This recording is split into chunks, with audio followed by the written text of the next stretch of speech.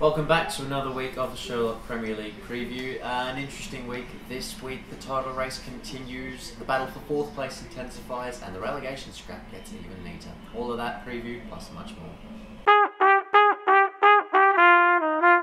Reading versus Southampton at 11:15 on Saturday night is our first match of the round.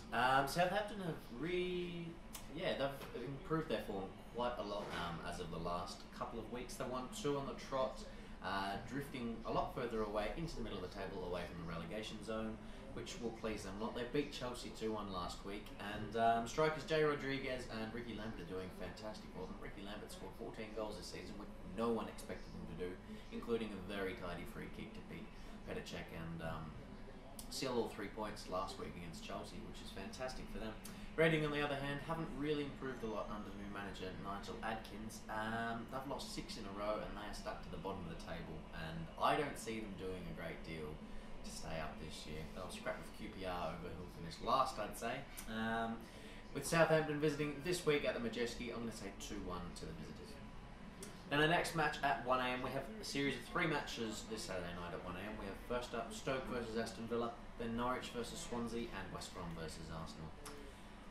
Stoke, first of all, continue to play reasonably well at home and have been pretty abysmal on the road. Villa, on the other hand, slowly improving their form as of late. Unlucky to go down to Liverpool last week. Possibly deserved at least a point, maybe a draw out of that match.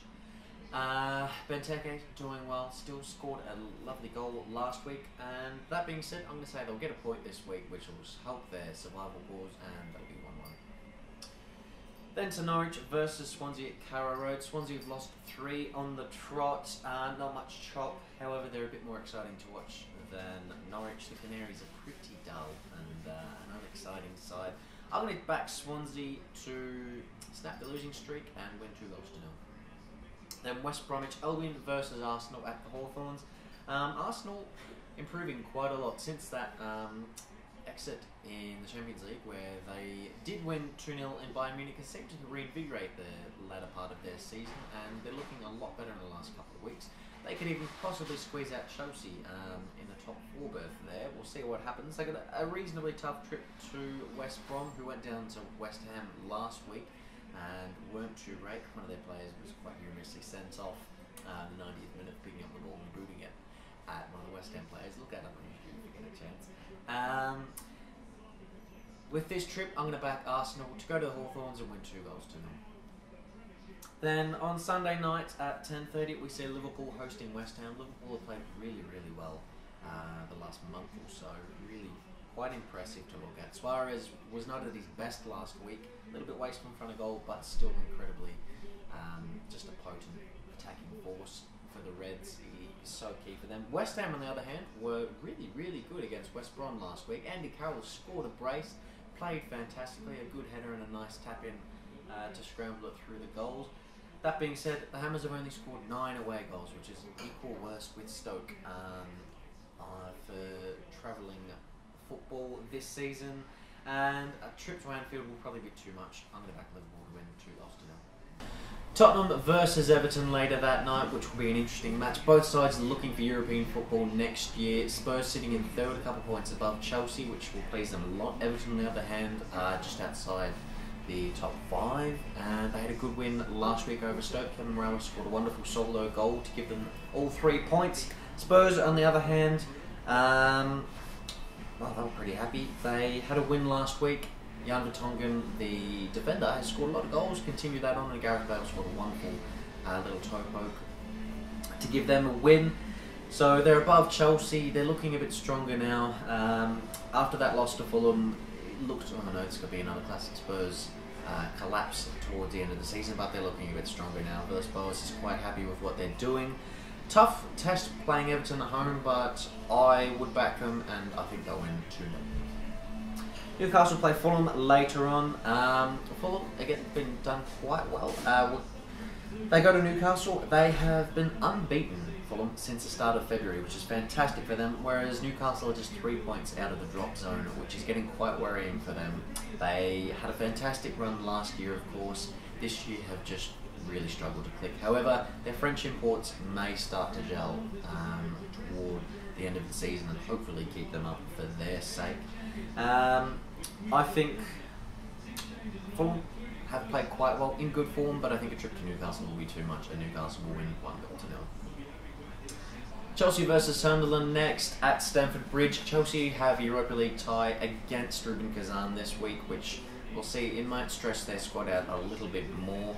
They have no Gary Cahill, who's injured for a couple of weeks, and no Ashley Cole, who's done his hamstring, which will cause him a few problems. He's still a very talented left back and a big part of their side. Sunderland, on the other hand, have a new manager in Paolo Di Canio, who has replaced the sacked Martin O'Neill after that 1-0 loss to Man United last week. Di Canio comes in with a fair bit of controversy, especially regarding his politics. Some people consider him to be an open fascist, others say he's a nationalist. Di Canio himself has his own views.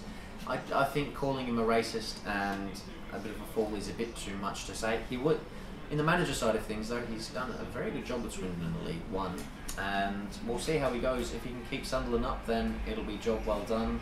Otherwise, he might be back down to the lower tiers. We will see what happens. 2.5 year deal there, he might do. I think he'll cause a bit of a burst into a pretty sleepy and uninterested Sunderland side who were pretty so-so against Man United. They didn't look terribly interested. I think they'll go to Chelsea and do the unthinkable, which will cause the Blues a lot of problems in their top 4 quest, and that'll be a 1-1 draw. QPR host Wigan later that night. Both sides are looking to stay out of the relegation zone. QPR have got off the bottom of the table, but they're playing a resurgent Wigan who always seem to do quite well at the stage of the season. A relegation scrap seems to be what they're quite good at, and they'll probably push toward the middle of the table. It is very tight. West Ham are sitting 11th at the moment, and they're only 6 points above the 18th place Villa, so there's a lot of room to climb for these lower ranked teams. They've won 2 in a row, Wigan, and I'm going to back them to win 1-0 at Loftus Road.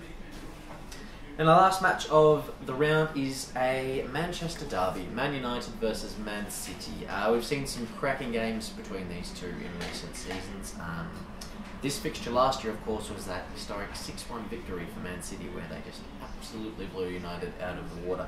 I doubt we'll see a repeat of that this season. United, huge league win is just about all they've got to play for this year. They're out of the FA Cup. They were knocked out 1-0 by Chelsea last week, who were down the bar goal, which will be disappointing for them, but they'll try and take on that 95-point plus total that was set as the benchmark a few years ago by Chelsea. And City face Chelsea. They can still win the FA Cup. They'll win a semi-final at Wembley in a couple of weeks. We'll see what happens there. But for this match, I'm going to back United to squeeze past City. It'll be a cracking match, I do hope, and I'm going to say 3-2 to United. So that's us for another week. Come in, watch the football, which will be on all weekend, and we'll catch you next week.